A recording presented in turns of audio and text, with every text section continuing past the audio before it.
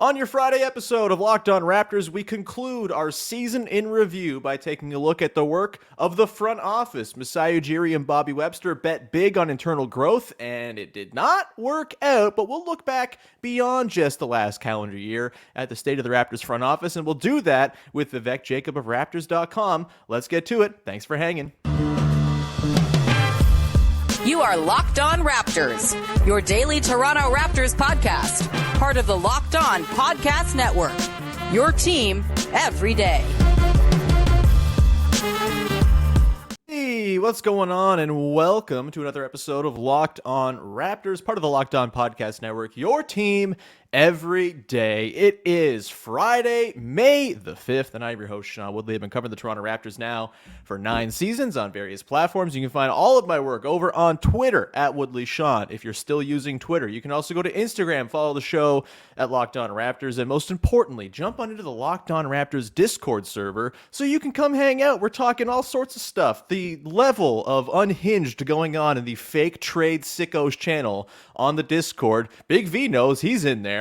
It is wild. So go and check it out. It's a lot of fun on the Locked On Raptors Discord. A great little community around the show that is much better than being on Twitter all the live long day. You can also go and support the show by following, subscribing, rating, reviewing for free on your favorite podcast apps and on YouTube as always. You can also find us now on SiriusXM. So go get the SiriusXM app and find us there as well. All right. On today's show, we conclude season in review time. Next week, we turn the page. We start looking ahead. We talk more about the coaching search, the draft, all that good stuff.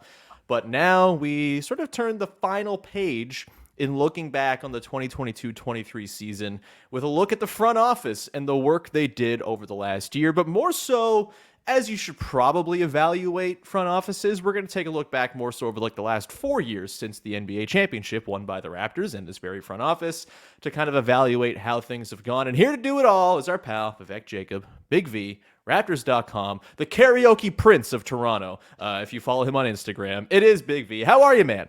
I'm doing great. Heck of an intro. Was not expecting that. Appreciate it. That's just for the real heads who follow you on IG as well. Like they'll know that reference for sure. Yes. Yeah, man. I feel like we haven't chatted in a while, so I'm looking forward to it. As much as people maybe don't want to talk about this team, but we will get right into it, man. We got no choice, baby. We are in a deal with the fine folks at Locked On to do this every day, not the devil. Look, there's a lot of fun stuff to talk about with this team. I think part of what's interesting and fun right now is the lack of clarity, the many different directions they could go, the many different opinions on the directions they should go. It's all really cool and fun, and like a different kind of flavor of sports fandom after 10 years of being like, yeah, well, they did the right thing again. All right. Like it's kind of fun and fresh and new. So we're going to talk about the front office today, Big V. Let's start, shall we, with a look at the last calendar year. I think to sort of evaluate this, the sort of broad strokes of what happened. Front office does not a lot in the offseason. They bring in Otto Porter Jr. That's their big move. They otherwise, they draft Christian Koloko after the Thad Young trade, which happened more than a calendar year, but if you want to weave that in, you can. And then they bet big on internal growth and having the sort of solutions to their problems that existed despite the success in 21-22 kind of getting solved internally by Scottie Barnes getting better. Precious Achiuwa, notably, I think probably the biggest developmental stagnation case that really held up this whole internal growth plan for the front office. And then you could argue they waited too long to address the biggest glaring need, which was the need for an actual center. The early season signs with Christian Koloko on the floor suggested, you put a real rim protector on this team and they're going to be pretty awesome on defense in particular. And it took them until the deadline to get Jakob Poeltl. Multiple factors there. Of course, you can't just make a trade because you want to make a trade. Two sides got to play ball. The Spurs probably were incentivized to wait for the best offer, but ultimately they kind of came off their original asking price that was reported of 2 first-round picks. So good on the Raptors for waiting, I guess. But all told, they make that move. It's 26 games left in the season. They're definitely better after the deadline. They lose in the play-in, as we know. How would you sort of evaluate this last year of maneuvering by the Raptors front office? You can weave in the sort of Jeff Doughton stuff if you want as well, although I don't necessarily think that's any sort of black mark upon their record. In the grand scheme of things, we're talking about two-way guys here and not sort of franchise-altering shifts, but just sort of general impressions the last year or so. Do you have like a letter grade you'd give to the work they did? It's always hard to grade on a 1-year sort of criteria for a front office, but what are you thinking about as you reflect upon the last calendar year for the Raptors front office? Yeah, I would probably go with, a C, maybe a C minus. I think when evaluating this offseason, I think part of what you also look at is the Thad Young deal. Yeah. And, we were always saying, hey, we got to wait to see how the picks play out. And so, you gave up the 20th pick in that deal. You end up with the 33rd pick, right? You get Christian Coloco. But, who's to say you don't end up with, Walker Kessler or, Christian Braun or, someone like that. Who's to say they also don't just draft Christian Coloco at 20 though, right? Like, yeah, and then that would still be a mistake. If you fair. if you had the 20th pick and you took Coloco over Kessler, that would be a mistake.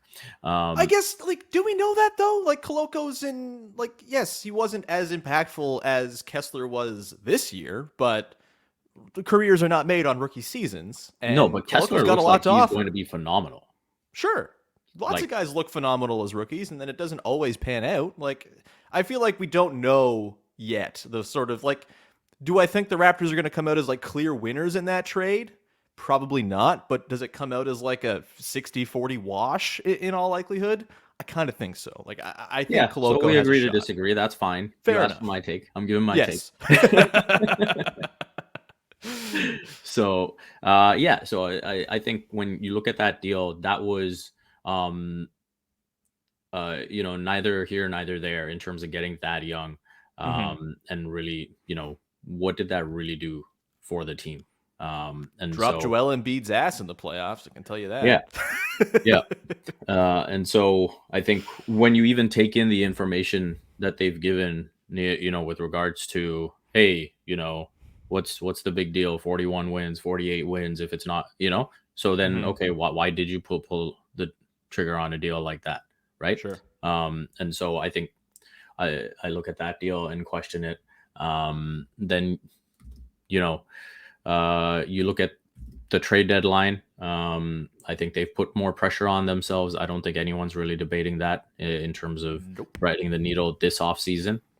And big picture, when you look at Jakob Poeltl, part of why I was okay with being patient at the center position was because it seemed very clear that they were going to make sure they only spent the money or allocated that level of the cap once they knew they were getting exactly the piece that fits.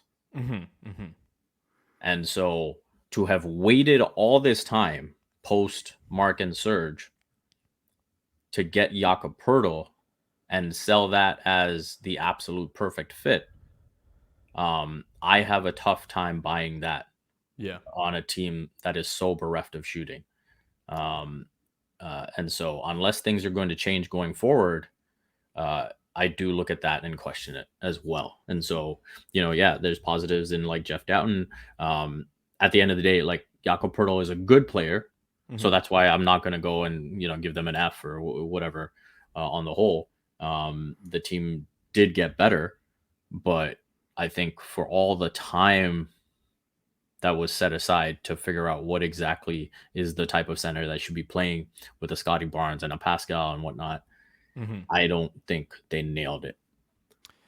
Yeah, I mean, the Yak trade, I think, is worthy of a lot of examination here. And it's tough, right? Because how many centers in the league, attainable centers, so like not Jokic, not Embiid, not Bam, like the guys who are core pieces, fundamental parts of good teams, how many centers who fit the bill of sort of the ideal pairing next to Siakam and Barnes, which is probably something similar to what we saw with Serge Ibaka, right? Like, can shoot threes, can be a bit of a roll man, spread it out, protect the rim. Like, there's not a lot of guys in the league like that. And so I guess the question is, they were hemorrhaging so bad without a center.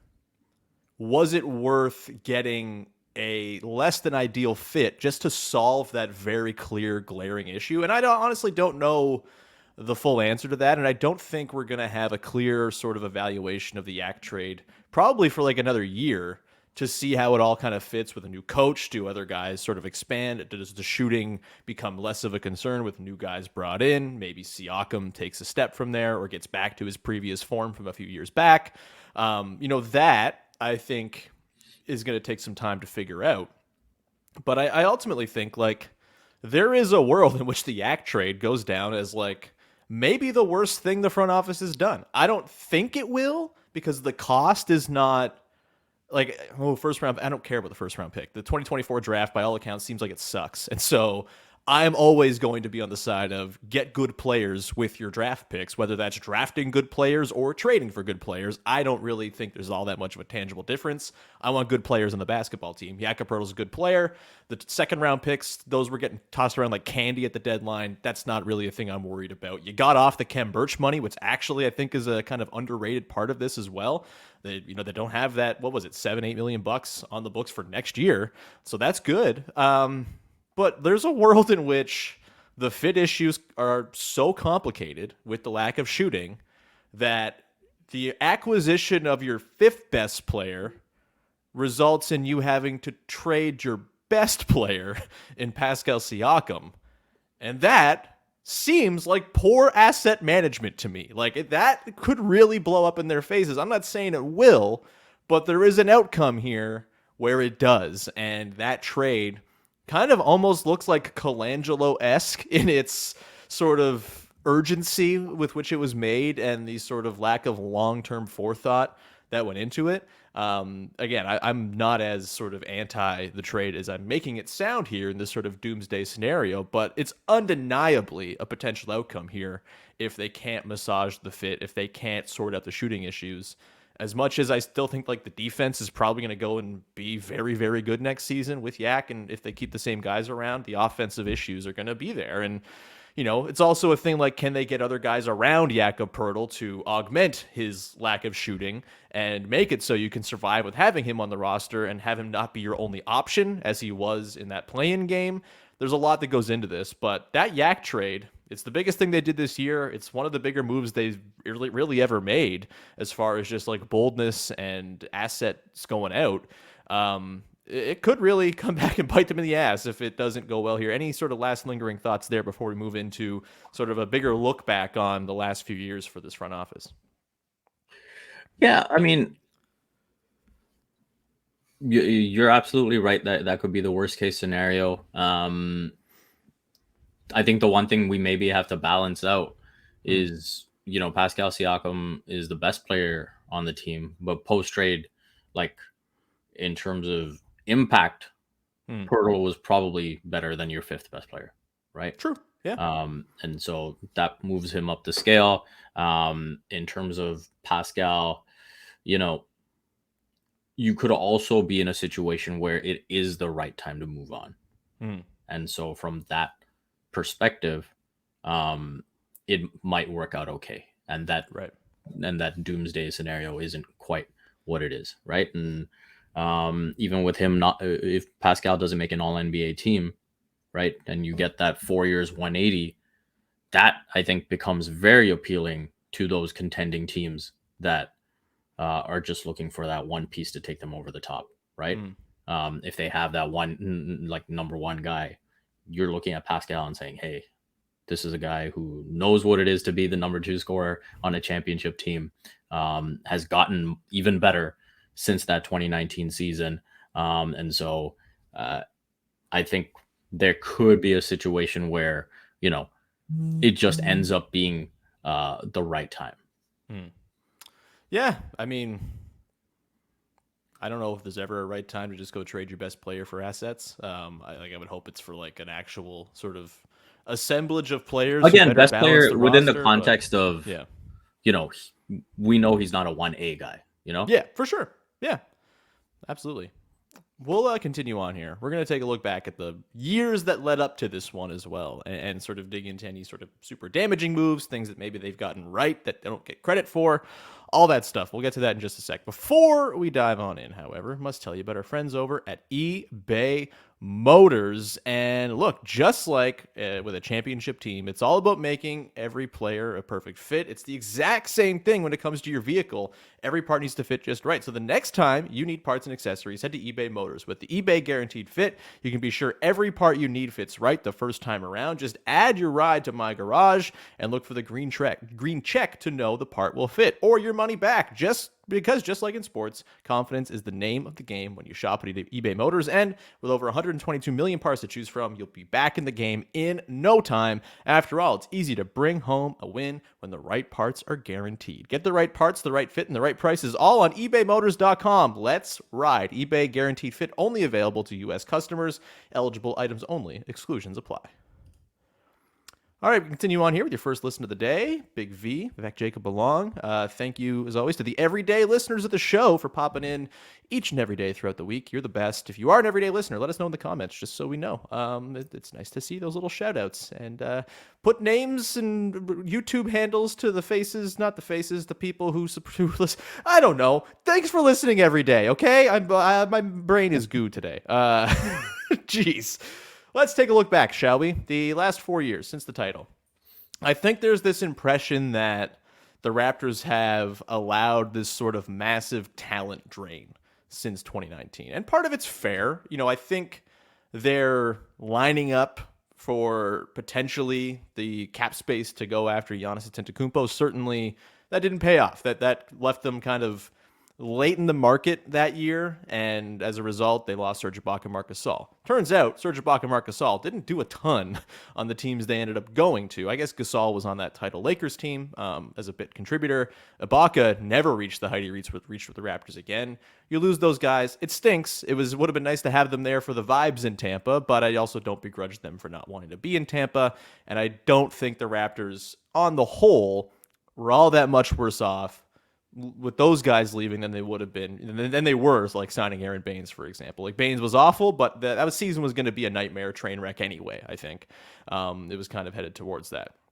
There's other stuff, the trading of draft picks. They've done that plenty. You mentioned the Thad deal, all that. Like, sort of looking back at the last 4 years, what's your sort of impression of how they've handled things since the title? This is always a difficult thing. We talked about this. The everydayers will know. We talked about this with Howard Beck on Tuesday.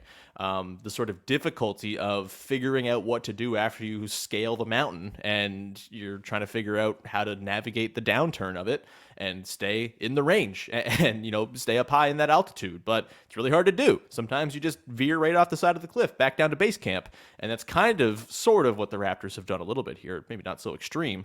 But yeah, like, how would you assess the way they've managed things since the title, and sort of how much of their current situation is tied to previously damaging moves and how much of it is just like some of this stuff you can't control and it's kind of out of your hands?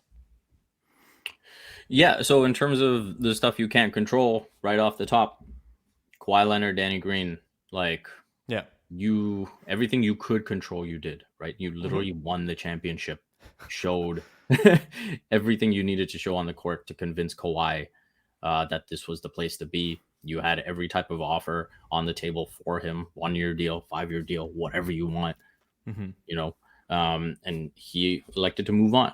And the Raptors didn't have the cap room to sort of maneuver themselves out of that. Obviously, Danny Green moves on as well, wins the title with the Lakers. And then you go into that season and you do extremely well, right? Like, even with the way, the pandemic impacted not only not having home court, but also, we saw the effects on Pascal. You still were a shot away from the East Finals, right? So it's hard to really have complaints about that season. And then you are one of 30 teams that gets relocated. And now you have to go into negotiations with free agents, pending free agents, the offseason, all of that. with that situation, that's not an appealing situation for anyone to deal with. No. And I guarantee you, if the Raptors were still in Toronto that season, one of Mark or Serge would have been back. Yeah. And yeah, we can talk about, you know, how much they would have contributed and what level they would have dropped to, but that also would have helped in the transition, in that center position at least. And so I don't really have much to criticize with the 2020 offseason. That was just an impossible hand that they were dealt. Taking Malachi Flynn over Desmond Bane, we could. Yeah. No, absolutely. You criticize, you know, even heck, at this point, you'd rather have Tillman than Flynn, right? So, I mean, I was calling for Tillman draft night, baby. I was right. a Tillman hive over here. Yeah. And so I think all of that, that part can be criticized. But also there were things that impacted their ability to draft, right? Like, Sure. Again, like not being able to bring people into OVO and work out these rookies, right? And like just trying to go off whatever you had at the time. And so that competitive advantage that they've had in that regard was taken away. And you know, you can fail, you can criticize them for failing with the circumstances dealt, but it is what it is, right? And so sorry. All good. Yeah. So you look at the situation after that, then you draft Scottie Barnes. I don't think anyone's complaining about that. Nope. You look at this past off season. Now there are more things to criticize, right? And so on the whole, I think the majority of it comes down to that center position. And I think probably as a whole, they have been so hell-bent on that 6'8", 6'9" prototype that the experiment, the vision, all of that has got them into this predicament now. I'm glad you brought that up because I think that there's two sort of small undercurrent things, not big flashy acquisitions or transactions, that I think are kind of the two things I take the most issue with. One is the sort of boxing themselves in with, we're going to have all these guys who are the same size. We're going to play these weirdo lineups. And it left them being not versatile at all, like not having alternate styles of play, which I think we saw during their championship run. That might be the single most important thing to have in order to get through 4 rounds in the playoffs is you have different looks. You can mix and match and tinker based on the opponent and the matchups and what's working and what's not. And they had a deep well of guys they could go to in different looks, big lineups, small lineups, in between lineups galore. They didn't have that the last couple of seasons. They didn't have that this year. They didn't have it in even the successful 48-win season the year prior. It was kind of just like, we got this one-size-fits-all freak style, and it caught teams more off guard last year than it did this past season. And I think that the sort of roster issues are very much tied to targeting players of that size and build and not targeting enough hard skills, like things that's a translatable NBA skill that someone can apply. We talked about this yesterday with Delano Banton. Draft a 6'9" long weirdo all you want. He doesn't have role player skills. He doesn't have a single NBA skill outside of running fast in transition that really pops off the screen as the thing that's going to make him an NBA player. And when you're drafting late in the draft, when you are picking up undrafted free agents and working on the margins like this, I think you got to try to find guys with one skill that can make them NBA players. Sam Hauser, for example, like those sort of under the radar pickups that these teams make, you know, that have those sort of single skills that can make them, like Caleb Martin, very good wing defender. Boom. He's a good player. You can turn him into something when you add a 3 to that. Like, you got to take those individual skills, and they haven't targeted skill enough. They've targeted build too much, I think. The other part that's kind of led them a little bit down this sort of, it's not even a bad direction necessarily, it's just an uncomfortable one, is all these player options they just hand out like candy, right? Like, it's the Gary Trent Jr. player option. Why is that there? How much did his pending free agency play into all the stuff going on this season? Same, Fred VanVleet has a player option. Like, obviously, you're Toronto. You got to try to the sort of argument in favor of these player options. You're just trying to curry favor with players and agents and all that stuff, and this is player-friendly stuff to be doing.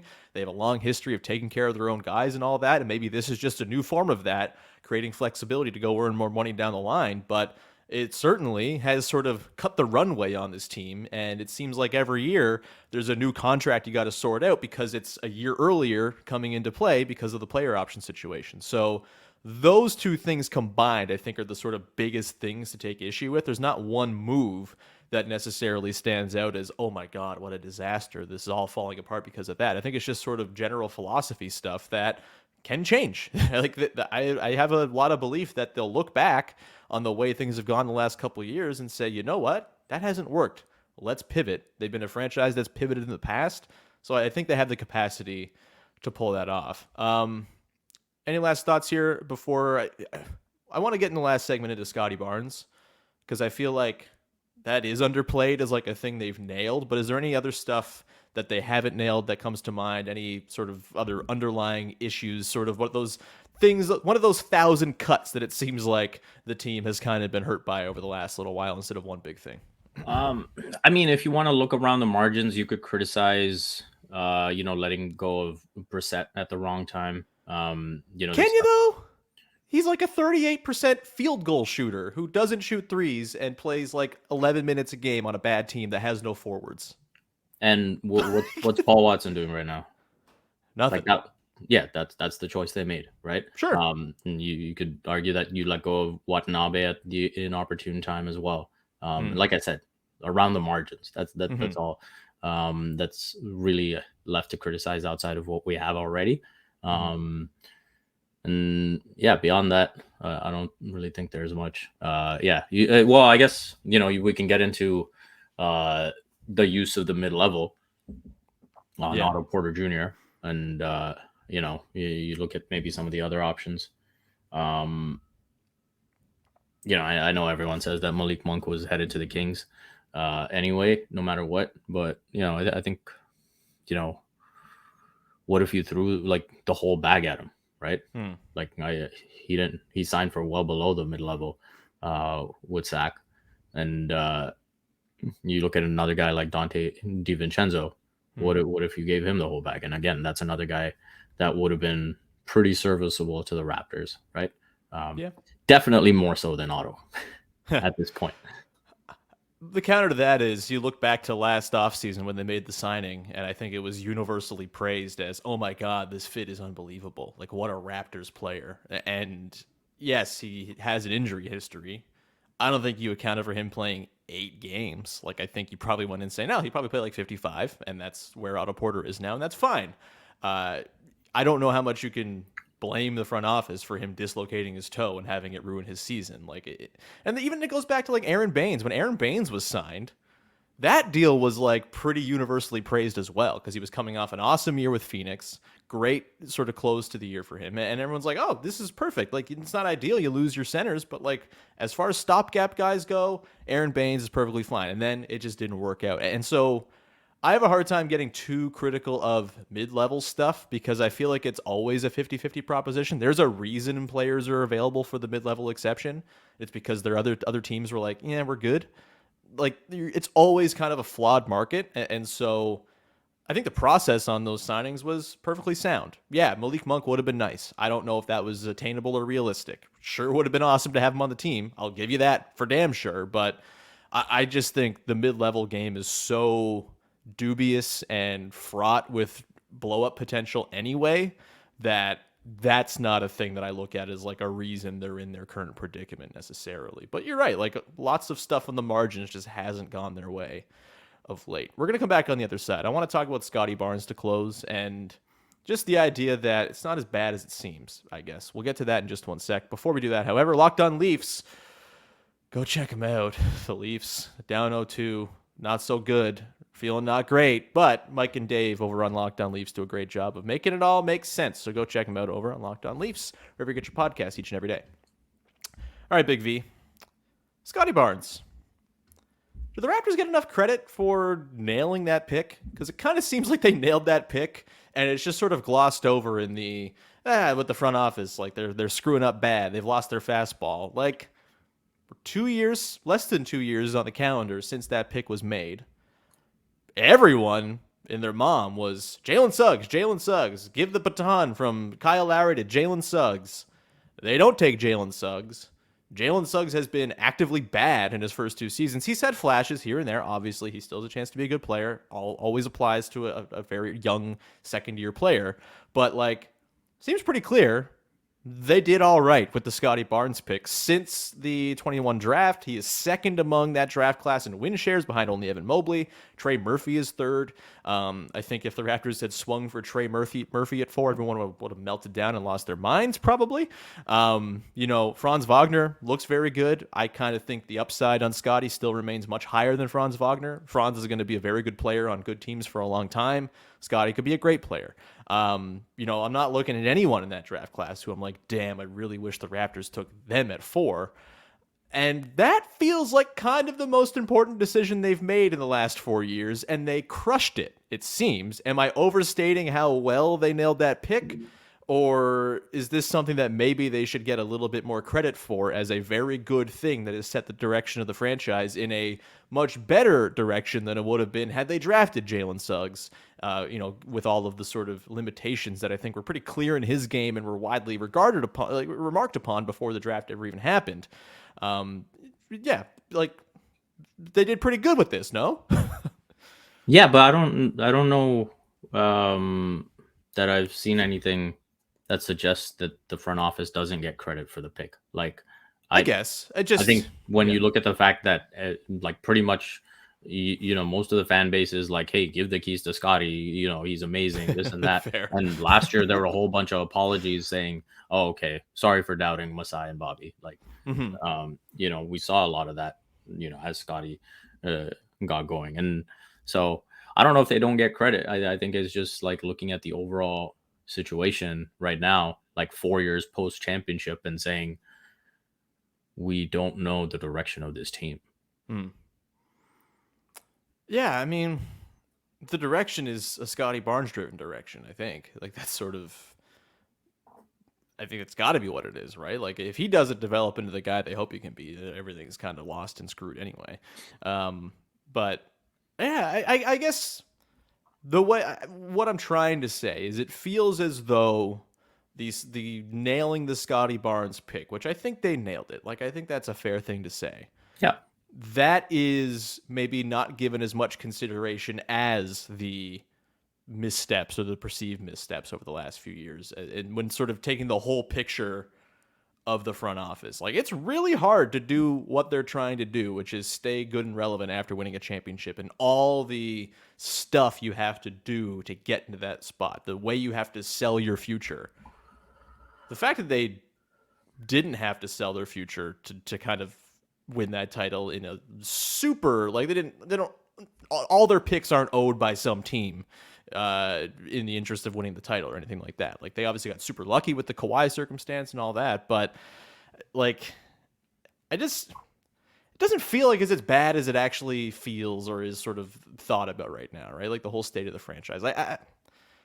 I guess I'm having a hard time differentiating the Raptors between any other team that's just kind of stuck in this sort of middle of the league, which, as we talked about earlier this week with Howard, it's like 75% of the teams. Like, they're not special in their struggle. Everyone's kind of going through this similar, how do we take the next step from this spot to the upper crust of the league? And I think drafting Scottie Barnes gives the Raptors as viable an avenue to that as any of these other sort of middle-class teams. And so maybe it's not all that bad. I don't know. Maybe I'm making a straw man here, but that wouldn't be the first time, I suppose. But it feels as though the sort of the tension between like the fan base and the team and the sort of lack of trust. It does feel like there's a lack of trust compared to what it used to be. There's no longer the trust in Masai, right? Like, I feel like that's kind of wavered, and maybe it shouldn't have, because the time that you most had to trust in what the front office was doing, nailing the 4th overall pick after a stroke of lottery luck, they crushed it. And so I can forgive some of the other smaller missteps along the way, I suppose. They got the big picture, biggest thing right. That's kind of where I'm at, I suppose. Yeah, I think it's fair to say that, like, some trust has been lost because of, the current standing. I think it's fair to say that, they've got the biggest big picture move right. But I also think a lot of the doubt and uncertainty is going to come down to this offseason. And 100%. yeah, once there's sort of that clarity that comes in, starting with hiring a head coach, then I think some of that will ease up if they do get things right. And I think that the other part of it too is just this becoming an organization, and on some level, Masai and Bobby becoming victims of their own success, right? Like over the last decade, you have averaged 51 wins in the regular season, right? Like I wrote about this. The decade before Masai, they had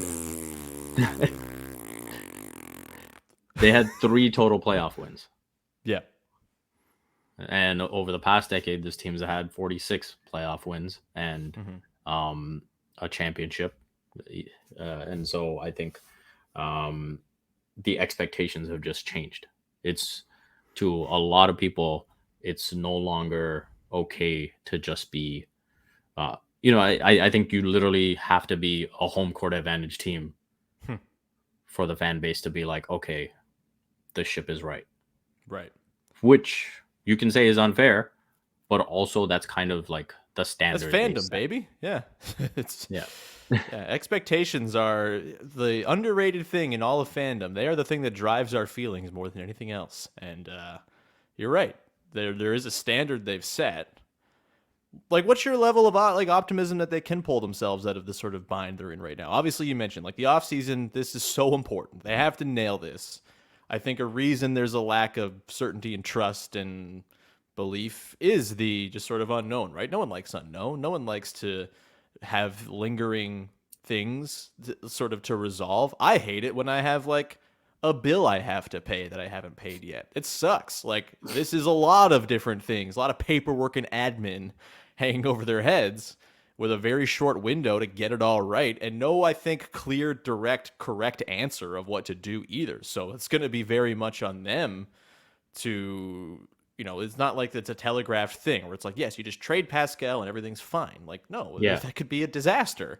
So I think that's part of it, is just the uncertainty from the outside. When you don't have outside certainty of exactly what the plan is, it's a little easier to doubt what's going on.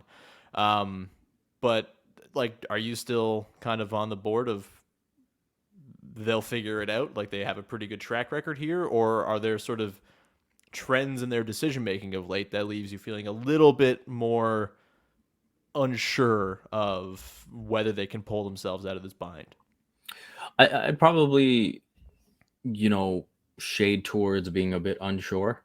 Okay. I think, on the whole, 4 years is enough of a cushion to give a front office.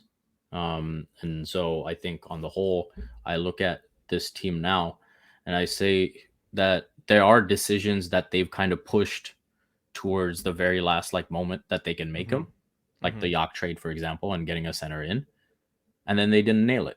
Right. Yeah. And so now you've pushed this offseason, pushed all your chips into this offseason.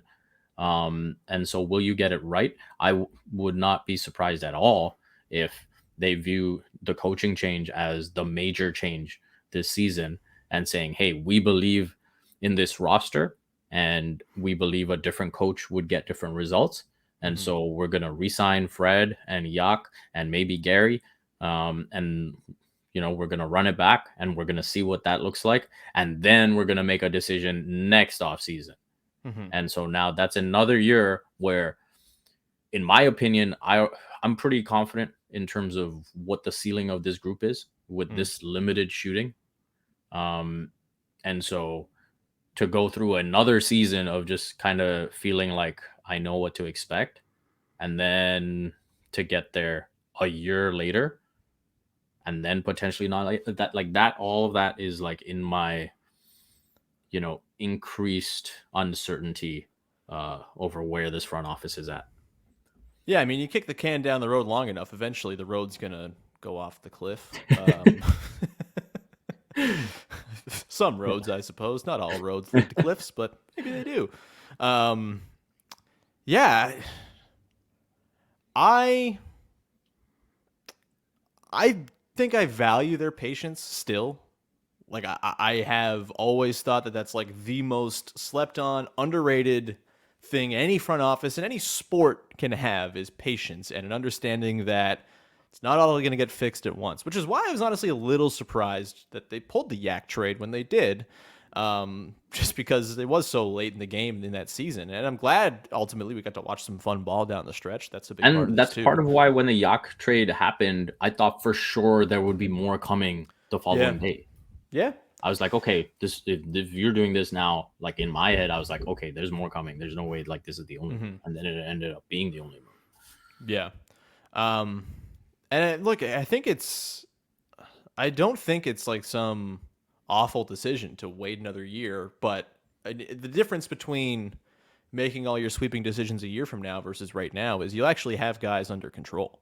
Yeah. And you'll be able to trade them, and teams will have cost certainty. They'll be signed on deals signed this summer, and as the cap goes up, the deals signed this summer, I think are going to age really nicely, honestly, and will be movable as you go forward.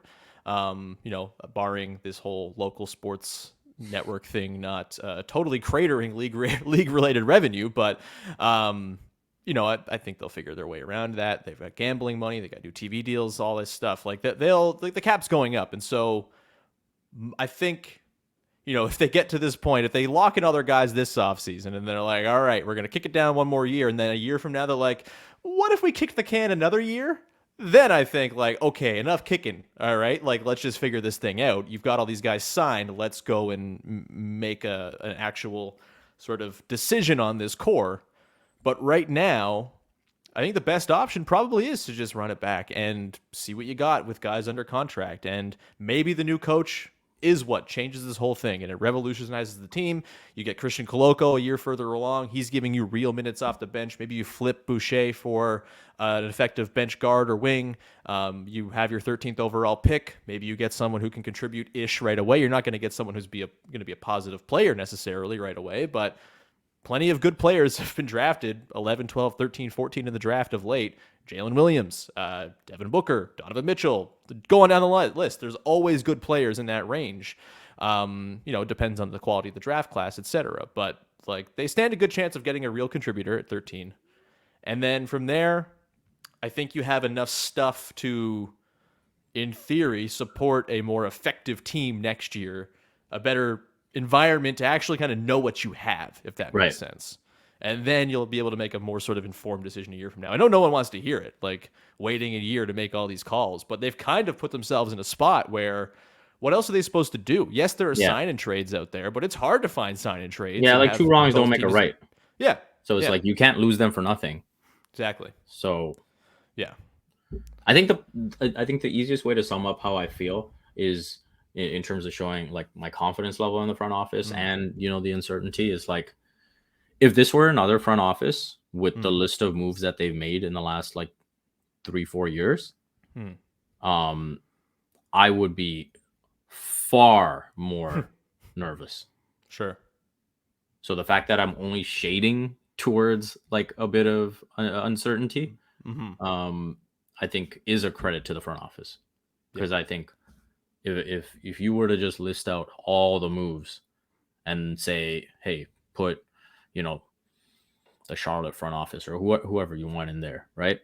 I would be like, this is a nightmare.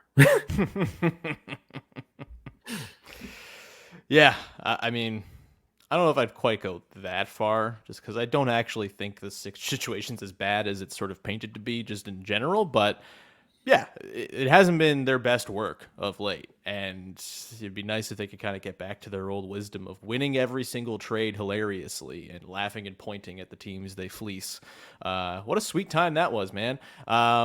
We'll leave it there for now. We kind of covered a lot here. I don't know if anyone got anything out of this. This was wide-ranging. I don't think we were talking about anything anyone didn't know, but I think it was nice to just kind of have a bit of a therapy sesh. Round out the season with one last look at all that went wrong before we set our sights on the future and the draft and all that stuff beginning next week. You'll be along next week, Big V, as you always are. Anything you want to promote for the good people out there? Usual stuff, Raptors.com, and you can follow me on Twitter at Vivek Jacob. Thanks for having me again. Of course, buddy. Always welcome. You always make the show better and handsomer. It's great. Next week, by the way, Tuesday, Karina Mustafa, our wonderful pal from over at, everywhere these days. Enjoy basketball, homestand. Everything's coming up. Karina, she's going to be on the show Tuesday. We're going to talk about Becky Hammon a little bit. And of course, next Saturday, WNBA in Canada. Oh my God, going to be awesome. I'll be there. I'm super excited. So we're going to talk about that a little bit and potentially Toronto expansion in the WNBA as well. So that's Tuesday. Then we'll plot out the rest of the week as we go. I'm sure we'll get our pal Rafael Barlow in at some point soon to talk draft guys. And please join the Locked On Raptors Discord. It's in the description, the link. Please jump on in there. Would love to see the fine folks in there talking ball, talking Zelda Tears of the Kingdom. Boy, oh boy, very excited for that game. Week today, baby. Week today, and then no one's ever going to see me for 5 months. We'll leave it there. Thank you so much for tuning in, making us your first listen. And again, thanks as always to the everydayers. We'll talk to you again on Monday. Have yourself a wonderful weekend. Thanks for hanging.